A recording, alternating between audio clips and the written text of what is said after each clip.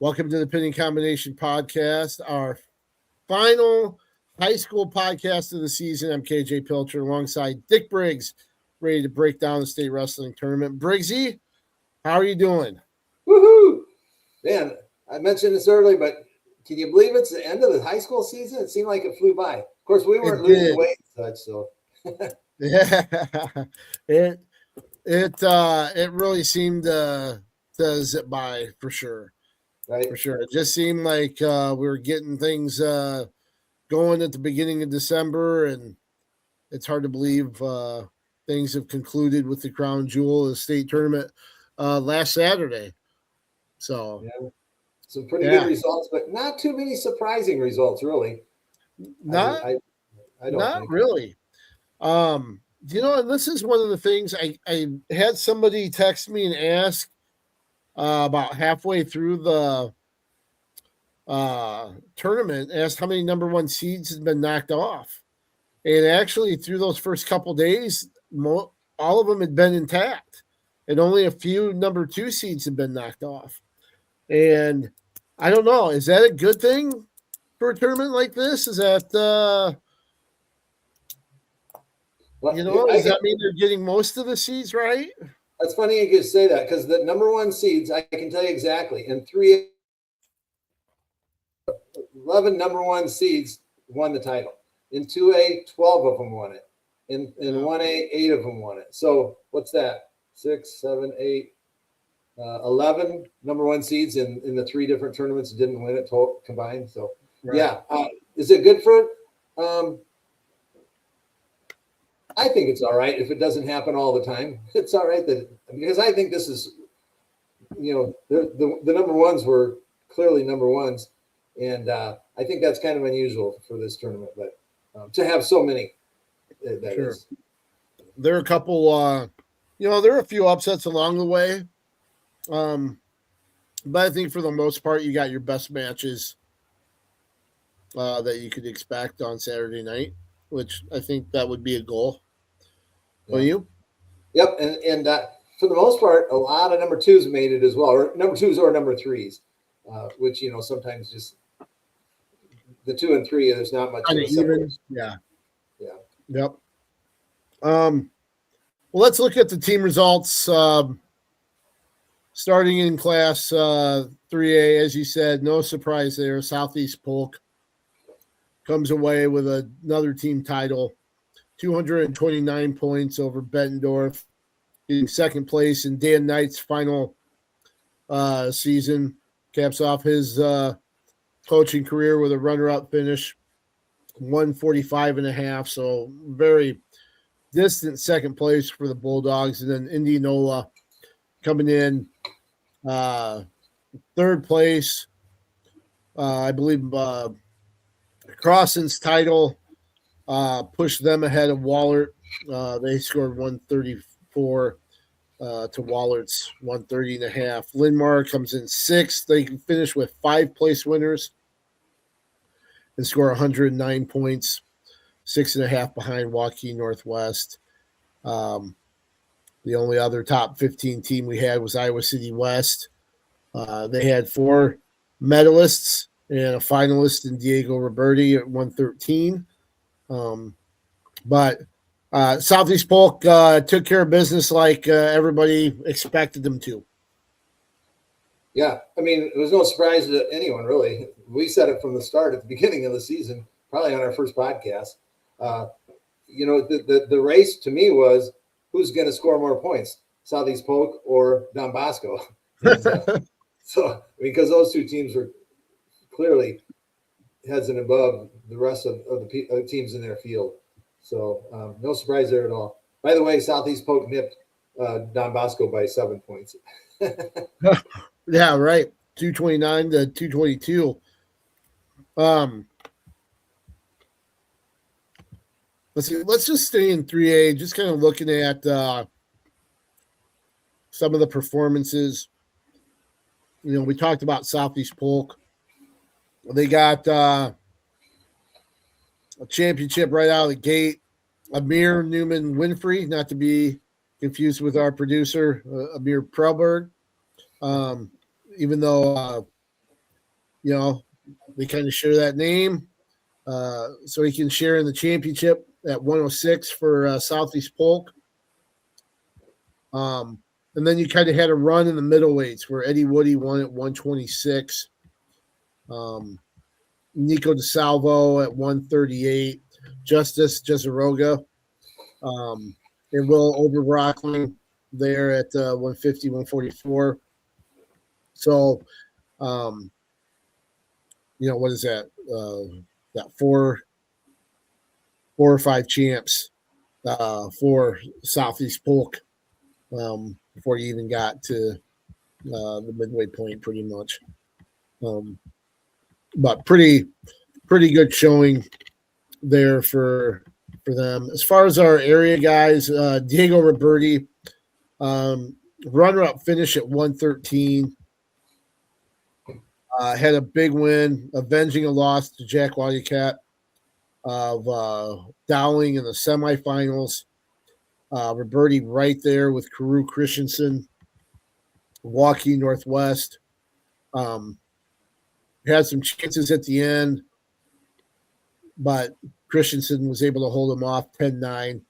Roberti, a finalist. Definitely expect big things out of him. He finished the season 38-2, but really impressive there. At 126, Alexander Pierce, kind of a tough semifinal. He lost to Weston Porter of Council Bluffs Lewis Central in sudden victory, 4-1. It was so he was attempting to be a four-time finalist. That's the first time he had to wrestle on Saturday morning. He bounced back and ended up getting third. Wrestled two tough guys in the Consies. And Joey Cahill, Milwaukee Northwest, and then Cale Vandermark of Ankeny Centennial. Beat Vandermark 5-2 for third place, finished 49-1. But when you talk about what he was going for, to lose as a senior, but then to bounce back and gut out 2 wins on Saturday morning, I think that just shows a lot about his mettle, his heart, where it could have been really easy to. Nate Moore said it. He could have gone 2 different directions. He could have said screw it and not wrestled well. He came back and represented himself really well. Can you testify to just how rough something like that is to bounce back from and what it takes to come back and, get the next best thing? Yeah, that's not easy at all. That's we've seen it, we observed it, from afar many times throughout the history of the state meet. And then of course had to coach it. And the best thing you can do is just try and get them away from wrestling as much as you can. It's tough. You're still in the middle of it. You still have to make weight and that sort of thing. But just do some fun things, get laughing, get trying to get your wrestler in a good mood and try and put that behind them and not think too much about Saturday morning and what they missed. But you're right. When you're a 2-time champ, 3-time finalist, it's a whole different perspective. All of a sudden you've been there, what it's like. You've been on top and you've been, the second step, and all you've ever done is wrestle Saturday night. And right. And now you're not. That's a tough fill right there. So yeah, kudos to him, and really to all the wrestlers that come back and do that, but especially his perspective. And then Loudon Bloxham. Got to tell this story. So talking to him after he got back up on the award stand when he beat Dallas Center Grimes. I think it's Kellen Wegner, the number 3 seed, to get into the semifinals. And he said, just out of the blue, how a month ago I didn't know if I'd be able to step back on the mat. And of course, I'm like, excuse me, what? And he was like, yeah, I got to get surgery after the season. So he suffered like a foot, an ankle injury. And that's what kept him out of the lineup for part of January. So a month ago, he wasn't even sure if he was going to be able to wrestle the rest of the season. And it was one of those things where you're not going to hurt it anymore. If you can stand the pain, go give it a shot, and then you can have surgery after the season. And that's what he chose to do. And he is one tough son of a gun. He ends up, he was so stingy, he only gave up like 3 points through his first 3 matches to get to the finals. Ended up beating Egley from Fort Dodge in the semis 4-2, beat Wagner 4-1, had a pin in his first match of the tournament, and ends up being a runner-up, first Prairie finalist since Blake Jimo in 2022. But one tough guy there in Loudon blocks him, and he ends up finishing his senior season in the state finals as a state runner-up to Kester from Bettendorf. Right. So Loudon, I've had been able to watch him. I coached his dad and uncle at Jefferson, and I've been watching him, through the youth tournaments as a refereeing at his matches and so forth. I talked to him at the Mississippi Valley Conference and asked him, why he was out of the lineup, and then I also asked about Chase Watkinson, and he came. Now to hear your story, he really downplayed it to me. He goes, "Oh, we're just being cautious, So really good for him, to kind of downplay it right there, So anyway, so yeah, good run for Loudon. And did you know he's of course named after Loudon Swain? I did that. I kind of wondered. I should have asked. Yeah, I should have asked that. This, of course, from Vision Quest. Yep. Lead character. Yep.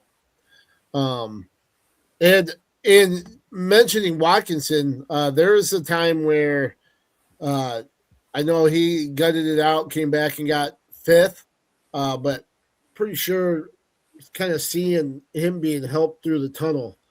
Looked like he had a bad knee. So those guys, not 100% at all. Nobody really is, but they showed a lot of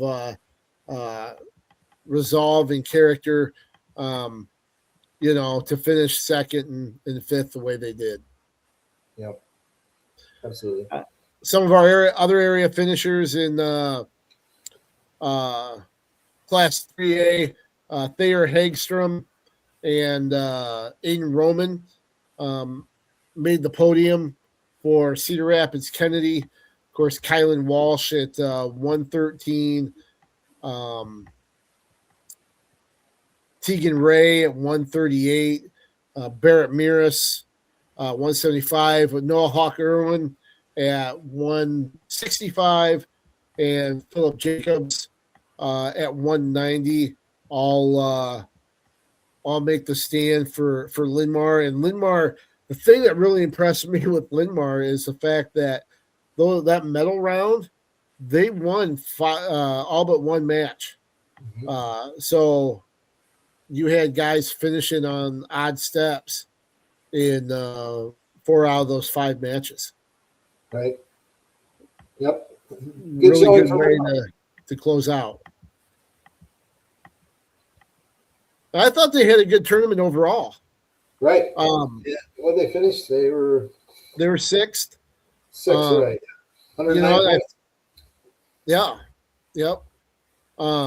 So they made a run at the top 5, which thought that was that was something they could do.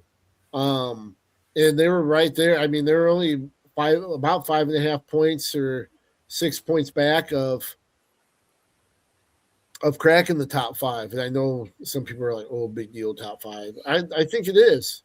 Yep. I think it is. And I think the Lions should be pretty proud with their performance up there. Yeah, for sure. Sorry, I was going to mention that Iowa City's had a couple of medals, and at Liberty, Connor McGonigal and Landon Bell, who was injured early on in the season and wrestled to a fourth place finish there. And then City High had Zaire Washman at 132. That was a medalist. Yep. Campbell Janis and Caden Stitt joined Roberti and Pierce on the stand for West as well. I want to go back to Landon Bell too. Landon Bell was big part of Liberty's football run as a linebacker there.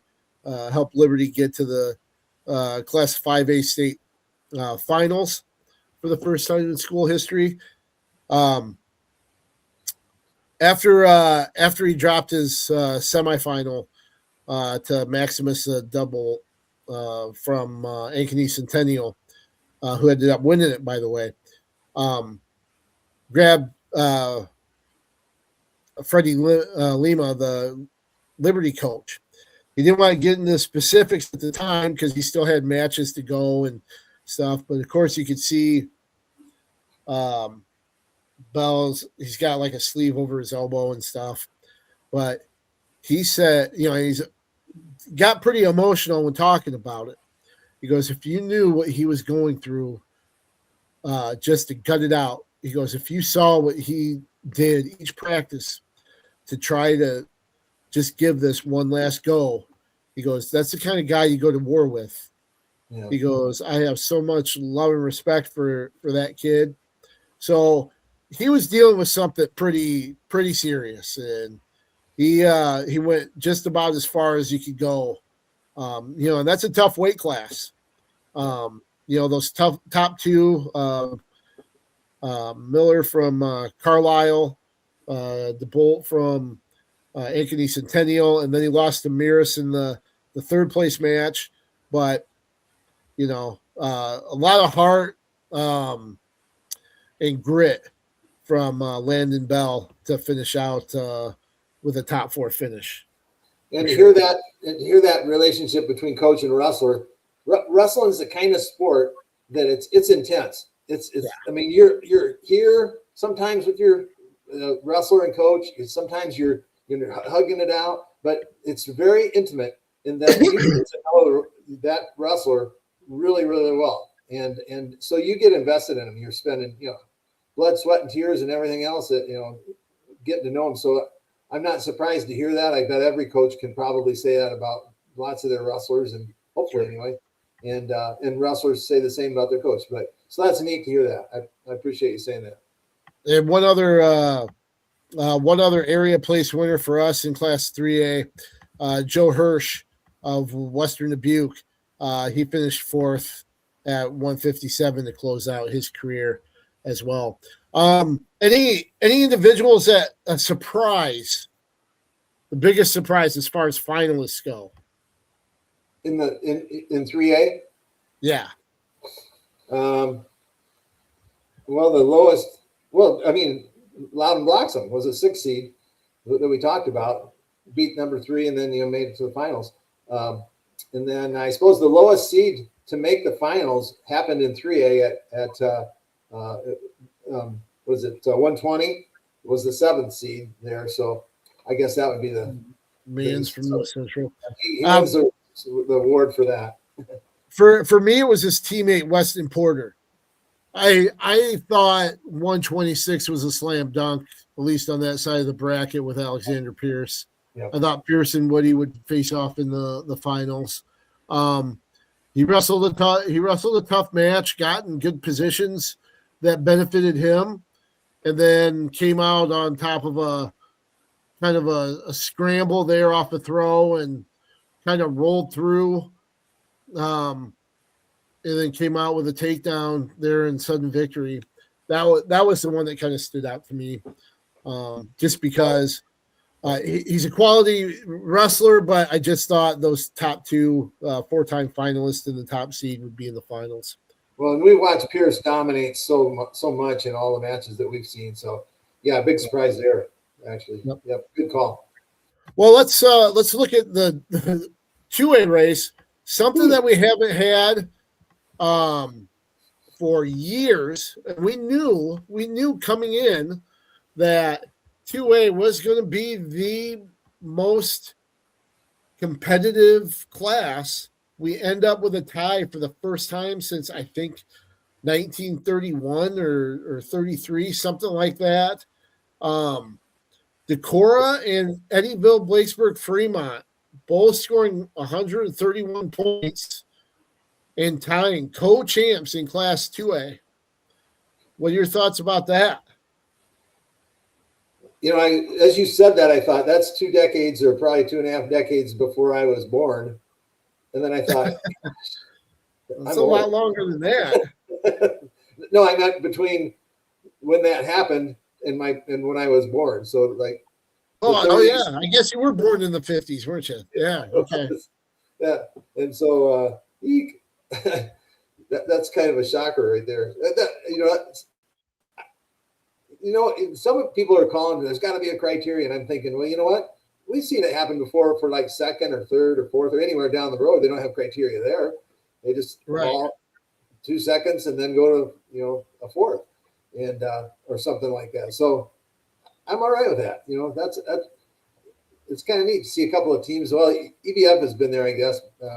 They've had good teams, but Decorah has had competitive teams too, sporadically throughout the years. But they had a good season for sure, and I don't think they're all that old either. They may be back next year. I didn't check. They've got some guys coming back. William Fullhart still is coming back. He was their finalist and runner-up at 165. They've got some middleweight and lightweight kids that were really impressive throughout the season. One of the big ones that they lose, 4-time medalist in Mason Avila at 132, and then Thomas Sexton at 190. But I think for the most part, many of them come back. So they're gonna be right in the mix again next year. And to be more specific, 1933, it was Cresco and New Hampton that tied for the title. And then in 1931, it was Fort Dodge and Eldora Training School that tied for the title. So the third time in state history, the first time in, it was 93 years.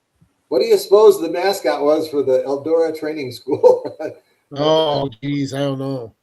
We need to get. Is it Jeff Johnson that does the mascot? Yeah, right. I should have asked him. I'll have to check on that one. We'll work on that, but yeah. So Alburnett ends up, two of the teams that moved up from 1A this year to 2A finished third and fourth with Alburnett and Wilton. Of course, Alburnett crowned a champ, and Egan Flashman at heavyweight. He defeated Lucas Feuerbach of Solon in the finals. And then Owen Hendrickson at 144 also wrestled in the finals and finishing runner-up there. Of course, Flashman, subject of our state preview. Him and his father passed away right at the start of the season. Actually, during preseason practice or early season practice. And somebody that meant a lot, patriarch of the family, all the boys have wrestled. Easton is at the University of Iowa. Emmett also wrestled as well. And then Flashman Egan, a sophomore, scored a takedown sudden victory to win 4-1. Won the Independence tournament on the first weekend with a close win over Feuerbach, and then finishes out on the last weekend with a sudden victory win over Feuerbach to win the title. So, right, that was a neat story in how he feels and still honors his dad, and I enjoyed reading that, and I'm saddened, of course. I guess it should be mentioned that those two are also training mates at their club, right? Right. That big game where they worked out with each other, and kind of Feuerbach was there to help Fleshman get ready for the U.S. Nationals and the Junior Nationals and stuff too. So both of them talked about being good friends off the mat, but during that 6+ minutes, no friendships allowed until it was until afterwards. So bittersweet there. And also, if you get a chance to see the feature at thegazette.com, the one thing that rings out to me is how Fleshman admitted it'd be great, but it's going to sting a little bit because he's not there. Yeah. So, but he had the best seat in the house. Right. Yeah.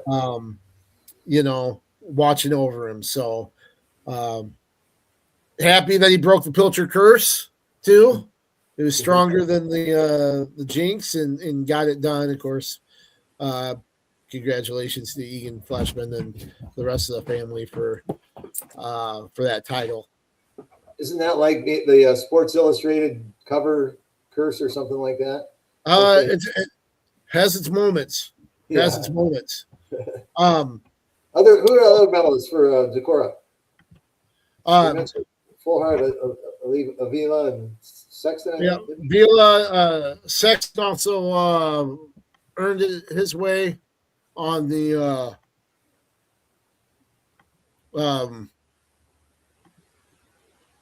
podium as well. Edison Fullhart was 7th at 106. Will Larson was 6th at 138. Of course, we had that rematch with Caden Kirkpatrick in the second round. Didn't quite turn out the way the first one did. This one, Kirkpatrick got an early pin in 126. But Larson battled back with 4 straight wins on the backside to get into the top 6 there at 138. Then you had Gavin Knudsen, who was 4th at 150.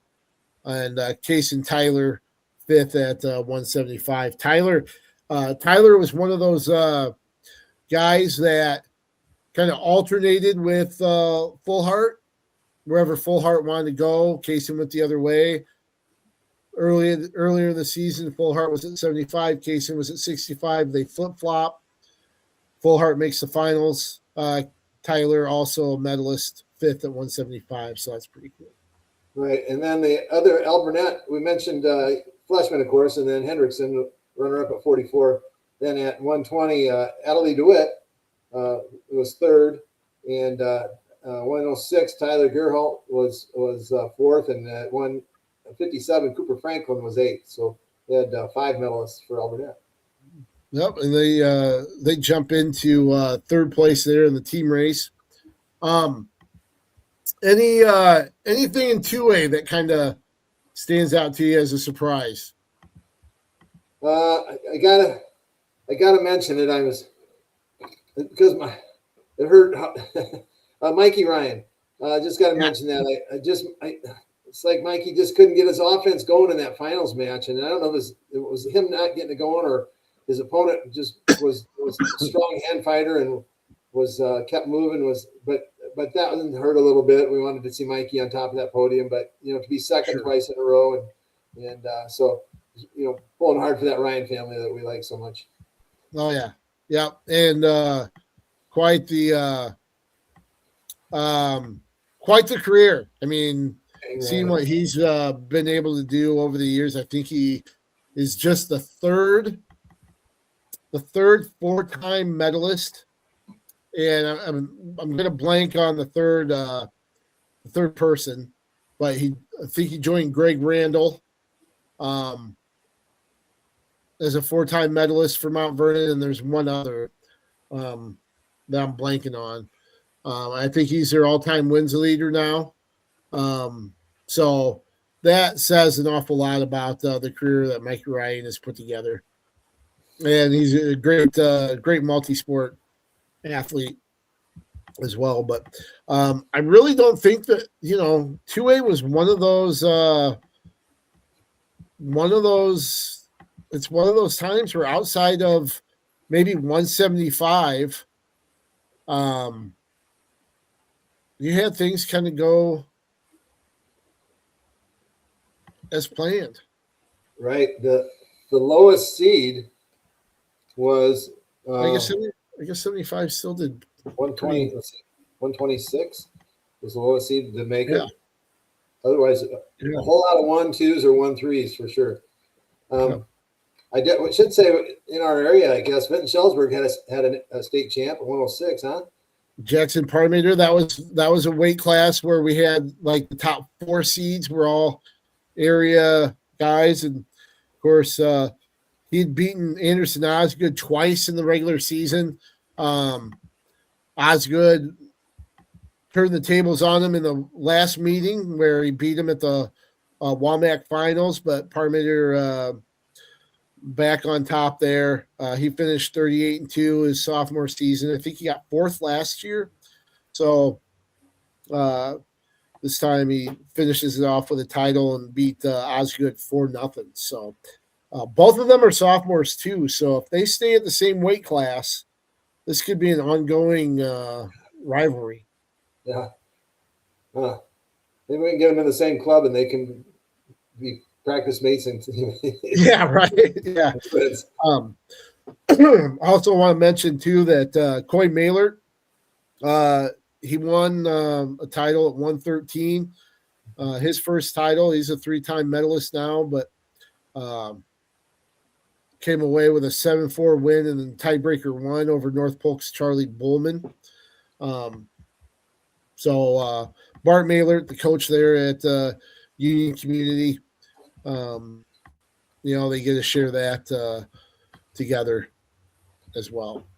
I mentioned Wilton just because they battle so much, but Wilton had six medalists, had a state champ in Mason Shirk at 26, former state champ Liam Alfinger at 138 finished 3rd, as did Gabe Brisker at 150. Gatlin Rogers 215 was 4th, and then they had 2 8s and Roman Dirksen and Troy McGill. So good showing. Obviously the Wilton that just finished out of the trophy. In Class 1A, we talked about Don Bosco earlier, winning it all again. I think it's the 8th straight team title for the Dons.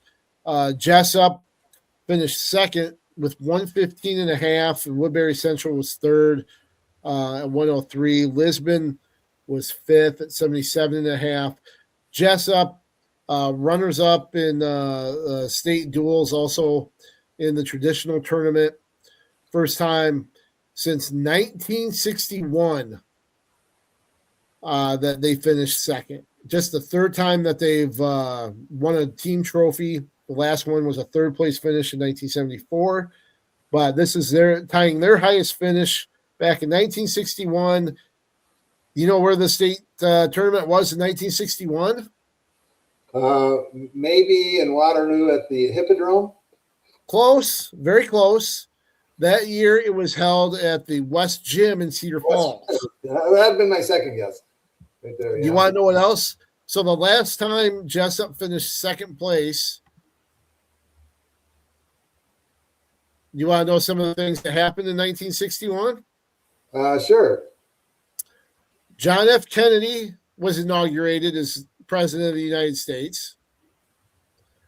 The Beatles made their debut performance in Liverpool, and Vince Lombardi coached the Packers to the first of 5 NFL championships.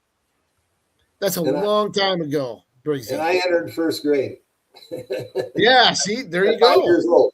5 years there old. You go. Now I got a question. Your 1st grade is it one room? Was that one of those 1-room schoolhouses? No. Wait. Sorry, I had to take a dig. Grover Cleveland. Grover Cleveland was the name of Teacher? my school. Oh, the name of the school. Oh, geez. Oh, man. I'm on a roll. He is. Yeah. But Jessup, they certainly, it's not lost on them. Talk to some of the seniors like Aiden Bergman, who finished 3rd. He was somebody that missed last year due to injury that he suffered at state duels. And he was back, kind of underseeded at number 7, which set up a quarterfinal with him and Hendricks Schwab. There at 120. Schwab, Bergman had won the first 2 quite handily. This time Schwab was able to, Bergman came out, got the first takedown. Schwab was able to answer with a takedown late or in the third, and then got a turn late for a near fall to win 6-3. But Bergman battled back and got third. Talked to him and Dax Youngblood, their place winner at 215. They talked about how special this is, from the camaraderie between the wrestlers all the way to what they've been able to do as a team. It's been a pretty special journey since these seniors were freshmen, and both of them talked about how the coaching staff and the young talent is in place to continue to do well and keep the program at the level that it's at. So Right. they had – go ahead. Well, I thought you were done there. I'm sorry. I was just going to say the 2 glaring, you said kind of a seating glitch or whatever. I'm like, no kind of about it. That was the closest match. I know you're being kind. That was the closest match that Schwab had. That should have been a finals, or at the very least a semifinals match, not a quarterfinals. And Exactly. and then the other glitch was that we talked about was Keaton Moeller from Starmount at 190. I mean, he was 7th seed or something like that, wasn't he? Fifth. Or, He was 5th. fifth seed, yeah, 5th seed, and so he beats one. And I mean, he walked through the competition, and so those 2 seeds. So I'm getting on the 1A seeding committee. Come on, guys, we stubbed our toe twice on that one. So I just want to mention. I just want to mention with Jessup really quick. Cooper Hines finishes his career as a 4-time medalist, wins his first title, got to the finals for the very first time, and then beat Riley Watts of Lawton Bronson 4-1, late takedown in the third. He finishes this season 55-1, and the 132-pound champ as well. There. The other champion we had, you mentioned him, Keaton Moeller, first Starmont, like Bergman, missed last year due to injury that he suffered. I don't know if you have a chance, go to YouTube to see his post finals interview. I mean, it is one of the most uplifting interviews you can watch and see from a high school athlete. I mean, this kid, he's a phenomenal kid. He's got a great spirit. Thing that I thought was interesting is, he's going out for his last high school match. He's going to be a UNI Panther next year, which I'm sure you're probably thrilled about, that he's going to your alma mater to compete in your program. But they show. I liked how they had the guys enter from the tunnel and kind of did that this year. That was new when they announced him. But they show the tunnel as they're getting ready to have the guys come out, and he's kind of pacing, and he looks up and he sees it, and he just gets this giant smile on his face, right? Like, like he's just happy to be there, and kind of asked him, and like, hey, did you see yourself? Because it looked like you spied yourself and start smiling. He goes, man, if you're not smiling, you're not living. He goes, you just got to be happy with what you're, people always have it worse than you do, and you just got to make the most of it. And tell you what, sometimes people say that, and, they're kind of full of it. You're like, this is just, they're reading from a script. You can tell he means it, and it's genuine. And boy, he's fantastic on the mat. I mean, he dominated his way through that bracket. Beat Caleb Christensen 21-6 in just 2 minutes and 28 seconds. 7 takedowns, and boy, he showed he could throw a little bit too, because that was his last takedown on the edge. But he was dominant, really impressive. His second time. Christensen gave him some pressure, and he made him pay. On the edge of the mat there. You betcha. Good kid. Iowa Valley had a finalist. Actually, Iowa Valley had one of the best starts when you think about it. They won like their first 6 straight. They won like their first 7 matches of the tournament. They had 3 wrestlers. Chance Hoyt at 150, who ended up finishing second at 150. His brother Mason Hoyt at 175, and then Nolan Kriegel at 190. End up 3 wrestlers, 3 medals. Chance Hoyt ends up second place at 150 to Steve Brandenburg, the top seed from Lake Mills. And then his brother Mason finishes 6th after making the semis at 175. And then Kriegel, the multi-sport standout there, great football player as well for Iowa Valley. He finished 4th. Chance Hoyt, his second straight medal. And then Kyle Kabalchek of South Winneshiek, the number 1 seed. He makes it to the finals. Dropped a tough one, 6-3 to Ryan Groom of North Mahaska in sudden victory. But South wins first finalist since Colin Holm. And I believe he's just the second South win wrestler to be a 4-time qualifier, and finishes with 2 medals, 2 top 3 finishes in his career. I do have to say about North Mahaska. I don't know if you saw North Mahaska coach, the North Mahaska coach at all. He's one of a couple coaches that has a service dog with him. Oh, yes, I did. Yeah. And it's one of the cutest things. I know that sounds weird to say, but to see the dog there, and you can could see when he would yell, and I found it really interesting and cool. You could see when he would react and get excited, and the service dog kind of came up and almost kind of touched his nose on his hand, or, kind of came up and stood up a little bit to be like, hey, you okay? You all right? And then when he settled down, he'd lay right back down. But when Groom won and they started celebrating, it almost looked like the dog was celebrating with them because he was jumping up and kind of going around. That looked really, really cool. And I was curious myself when he won, how was the dog going to react? And you're right. It's like, what's going on? What's going on? Oh, okay. It's up on his hind legs. And that was a couple times. Yeah. Yep. But it was really interesting to see that. There are a couple coaches that have that, and it's a great thing there.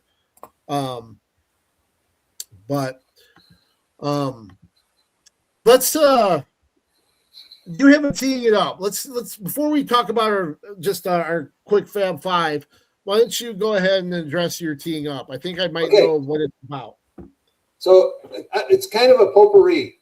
It's kind of all over the place, and it's not even all wrestling. Okay, so for instance, I'm going to say this, but I get tired of some of the phrases that are used, like your runner-up, your champion, and I'm like, no, it's not mine. It's It's a champion. It's a runner-up. So the your is what I'm getting at there. And then also, I just think it gets used too much. When you punch your ticket to state, you punch your ticket to the quarterfinals, you punch your ticket to the semifinals, you punch your ticket to. I heard a lot of that leading up to it, but then also on the television commentary in the semifinals. So I'm like, oh, that's wearing me out. Jeez, they don't punch tickets anymore. Yeah. So anyway, now I'm gonna have to ask you, because I wasn't in the arena this year, physically anyway, but. What are your worn out arena songs? Do you have any? I'm sure you got a couple. I vented about this all week long. This is Iowa High School Athletic Association specific. Get rid of the chicken dance. It's awful. It's awful. Okay, I don't know. I don't. For some reason, when we were in vets, it seemed to fit maybe a little bit, but get rid of the gosh darn. I almost swore. Ooh, we got in trouble. Get rid of that stupid song. I absolutely cannot stand that. I can't stand Cotton Eye Joe when they play that. When people haven't played it for a long time, Baby Shark gets played at events sometimes. I can't stand that one.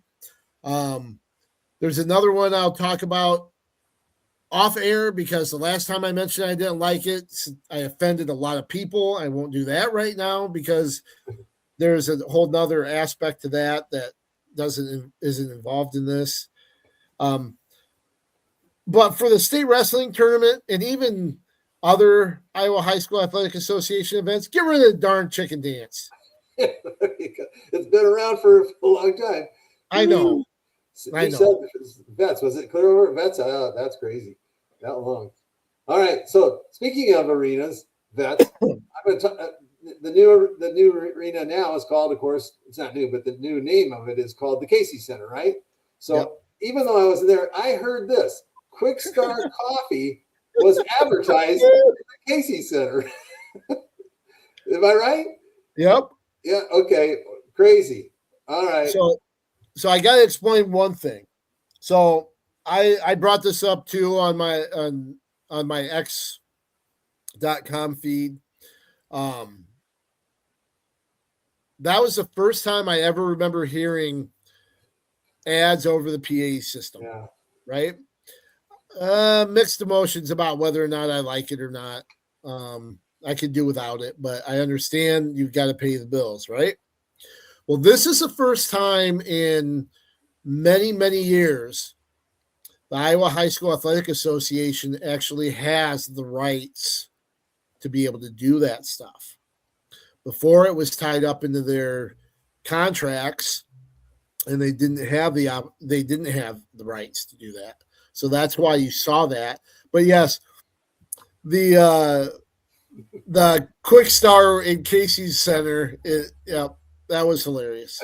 Whatever pays the bills, right? I had to giggle on that one a little bit. I totally understand it. Okay, so now, and not to budge in too much on what you're talking about. Oh no, that's good. But if I can go on a little bit of a tangent, among all those PA ads, there was one that would consistently come on in the middle of no action at all, where it was more of a solemn voice that would say a cardiac event. That's how it opened. A cardiac event and it was talking about how a cardiac event can happen in a blink of an eye, but it sounded like it was being announced like they were calling for EMTs that a cardiac event has happened. Oh, geez. Like it's going on. So every time that script was being read, it sounded like they were calling for EMTs to a cardiac event.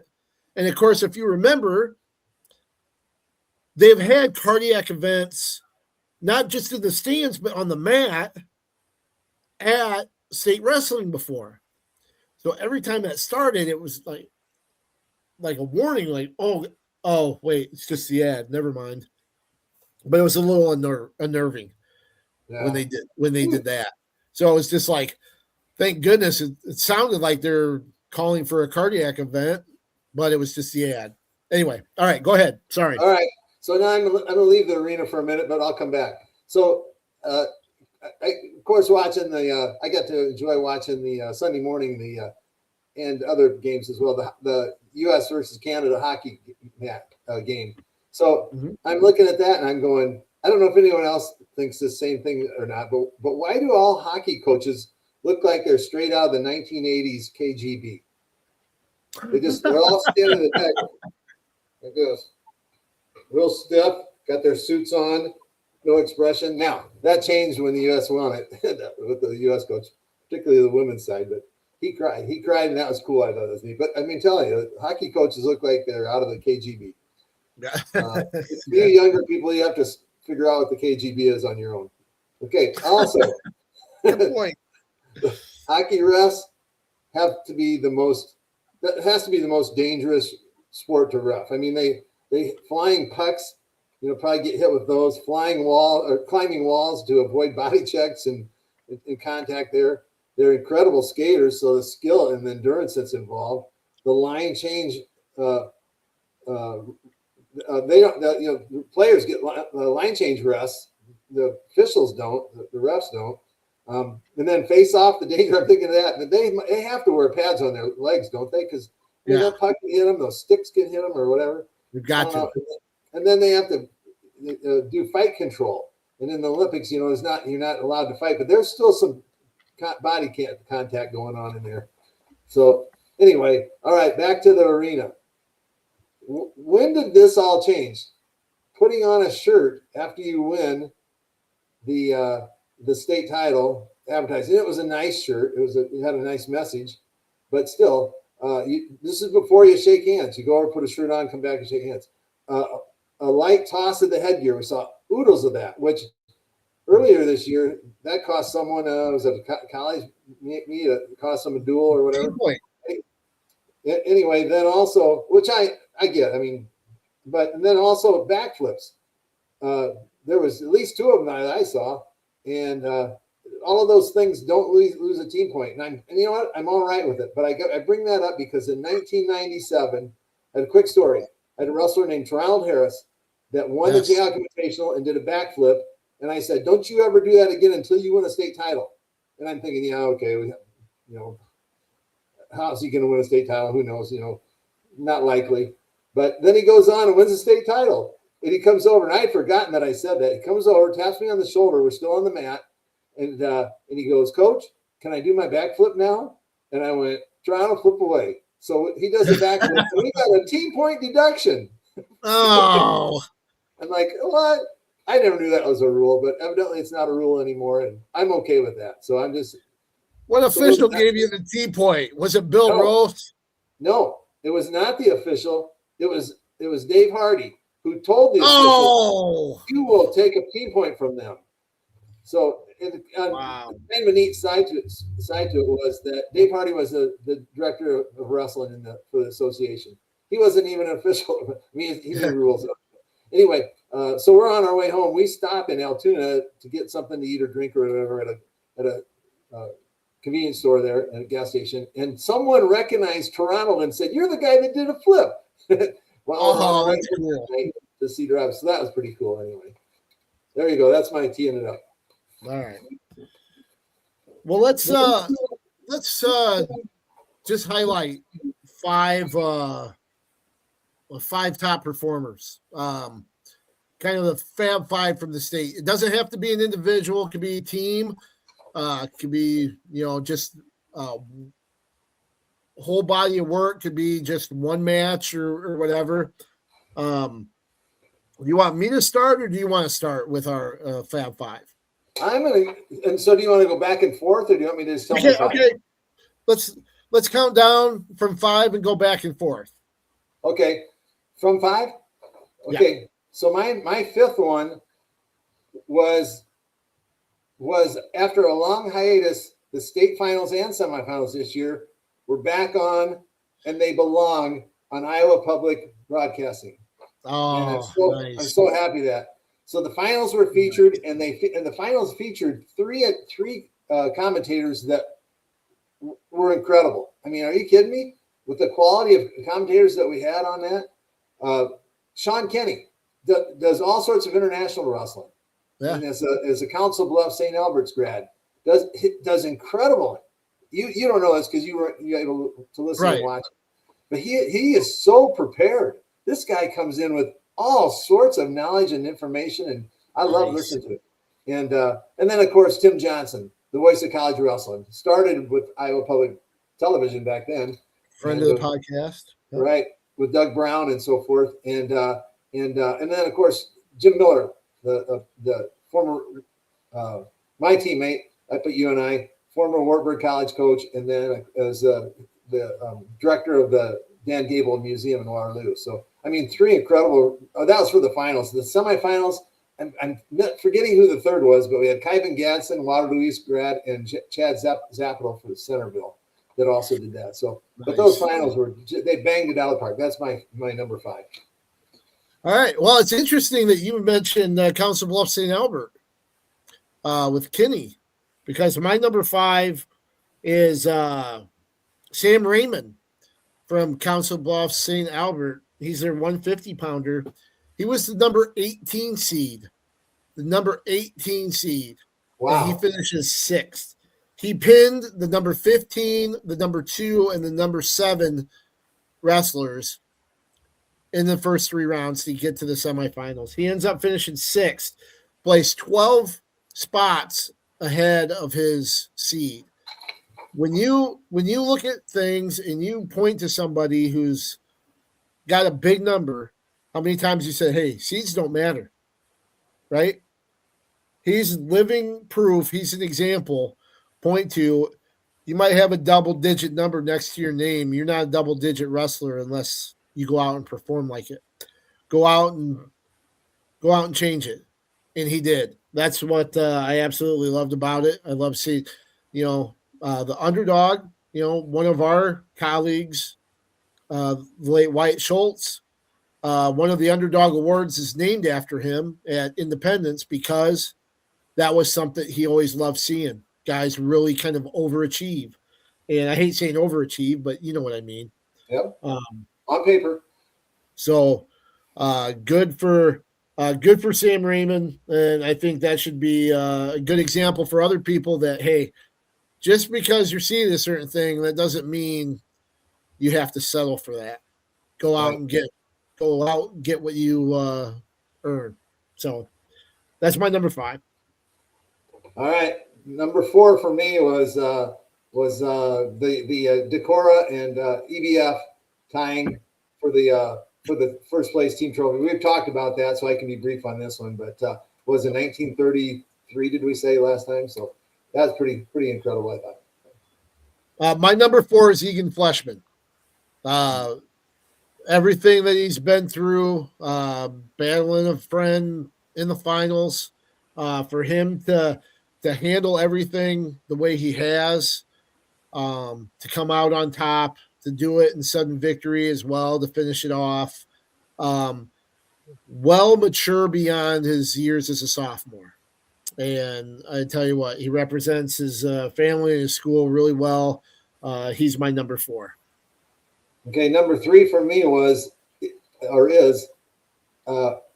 fact that Elburnett and Wilton jumped from 1A to 2A and still didn't skip a beat. Those two, here's what they did in the last 3 years, not counting this year. Elburnett finished 3rd this year, Wilton 4th this year. In 1A, in 25, they were Elburnett 2nd, Wilton 3rd. 24, 2nd, 3rd. In 23, Elburnett was 4th, Wilton was 2nd. They've kind of pretty much owned 2nd and 3rd the last 3 years in 1A, jumped to 2A, and you think, oh, yeah, they're not going to do as well. Heck with that. What all they did was make 2A tougher and weakened 1A. Yeah. So I'm going to bash on that, but it probably made Jessup happy to see those two bump to 2A. And sure. I don't mean to say that Jessup wouldn't have still finished 2nd, but it would have been a lot tougher with those two teams there probably. Oh, for sure. So anyway, I thought that was pretty incredible that they bumped to 2A and didn't skip a beat. They're still in the trophy hunt. My number 3, you kind of touched on it, Decorah and Jessup. Decorah for winning the first title, sharing it with EBF. Jessup, their first second place finish since 1961. I mean, that's great for both programs, and both of them came out, really capped off good seasons with strong showings down in Des Moines. All right, number 2, I kind of went the team route if you haven't noticed this year, because we've had some great team stories. But my number 2 was Southeast Polk and Don Bosco. Southeast Polk with 5 champs, 2/3, a 4th, and 2 7ths, 10 medalists. Don Bosco with 6 champs, a 2nd and a 7th, 9 medalists. They both broke the record, right? The previous record. Did they get to that? They did not. They said it last year, but Didn't match it this year. no. Okay, so I mean, Don Bosco was just a couple points short of theirs. Yeah, that's 11 champs between the two schools there. Pretty incredible. My number 2 is Keaton Muller. I mean, what a phenomenal story after all he's been through, and then for him to have such a dominant performance where, you know, his 4 state matches, I'm trying to do the math here. His 4 state matches did not last 6 minutes. 2 pins and 2 21-6 technical falls. Finishes his career as a 2-time champ, first multi-year state champ for Starmont since Kent Stryker won in 86, 87, and 89. And joined Doug Stryker as well, who won in 86 and 87 as the third Starmont wrestler to win at least 2 titles. So he finished 43-0 this year, finished first, third as a freshman even, and he was dominant. All right, number 1, and I have a suspicion we might have the same one here. But I think so. Deshaun Ross, he made it look like an adult man was wrestling middle school kids. He had a fall and 3 technical falls all in the first period. His total mat time was 4 minutes and 46 seconds. And in that 4 minutes and 46 seconds, he scored 25 takedowns. That's incredible. Wow. Of course, he gave up 0. And so, I mean, he was so dominant. It looked silly. So that's my number 1. I kind of cheated on this last one because I had Deshaun Ross, and I also included Blake Fox of Osage in there, both 4-timers this year. Fox, not the same level of dominance, still majored, got a major in his championship match. But I included both of them together. And speaking of backflips, the one that Ross had after his final, for a big guy like that tells you something about his athleticism. Oklahoma State's going to love having him down there in house. So Hall of Famers. Yeah, so we had a couple Hall of Fame inductees. Most notably Blake Williams, former Decorah wrestler, coach at Solon, Cedar Rapids Prairie, then back at Solon where he won a state title. Remember, they won by half a point, I think, against New Hampton in 1 year. But he went in. Chet Bachman, the longtime coach at MFL Marmac, who led the Bulldogs to the state duels, and coach state champs, and of course they ran the Upper Iowa Conference for quite a few years under his tenure. And the one thing I thought was interesting too was Bachman and Williams, and then Denver. I think he coached when it was Denver Tripola, Chris Kruger. All grew up wrestling each other. They're in Northeast Iowa, and all going into the Hall of Fame together. So I thought that was pretty that was cool. You know, and then Riley from Iowa City High going in as a competitor. So that's what I had. Congratulations to those individuals. Any other comments there on the Hall of Fame? Very deserving. Of course, I got to compete against Blake Williams when he was at Prairie, and we had some big battles there, so that was fun. Good to see him. He's a good guy down at Solon. Reffed a couple times there this year, and got to sit next to him as he was helping run the tournament, and still has hands on to that program. Awesome. Then the last thing I want to bring up, we have the all-area wrestling team coming up, as well as the wrestler of the year and Coach of the Year. That'll be in this weekend's newspaper. So keep an eye out for that. Number one wrestler, even though I think I'm going to take the easy way out on one weight class and do winners there, but we'll have a wrestler of the year, coach of the year, and everything at thegazette.com as well as in our print edition this weekend. So keep an eye out on that. I always look forward to that. It should be a good one. And that concludes our season, our high school season, Coach.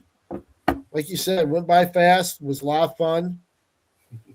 Kind of sad, bittersweet to call it an end, but now just college here for the next few weeks. Right, and I know I'm going to speak for you. It's a huge effort the last week.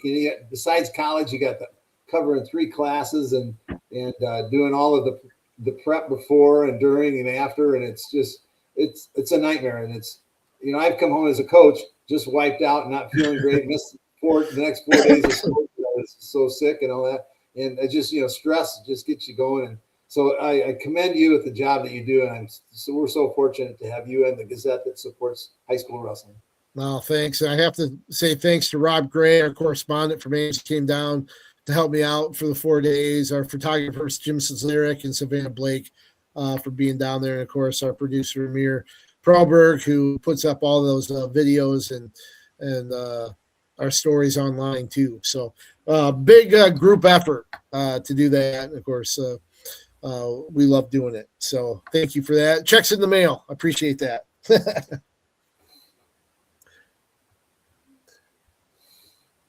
So we'll finish things up here. Thanks for watching this entire season. Briggsy and I love being able to talk wrestling, and then we love talking to you about it when you tell us about watching when we're out and about on Saturdays and Thursday nights and everything else. So thank you very much for being loyal and watching. Briggsy, why don't you send us out? One quick thing, chocolate is my favorite saltwater taffy. Oh, I forgot about our questions. Yes, mine is the French toast, and then the other one, I can't do pound for pound. I can't do the top 5 pound for pound. I'll give you my number 1, obviously, Deshaun Ross. And I don't think that's anything close. Would you agree?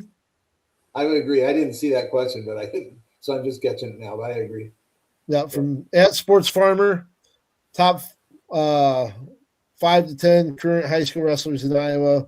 I can't go that deep, but I can give you number 1, Deshaun Ross. And Jim Nelson, my favorite is the French toast variety that Matt Shannon introduced me to at State Duels. So there we go. All right. Now that we addressed our questions from social media, why don't you take us out? Let's keep wrestling on the move.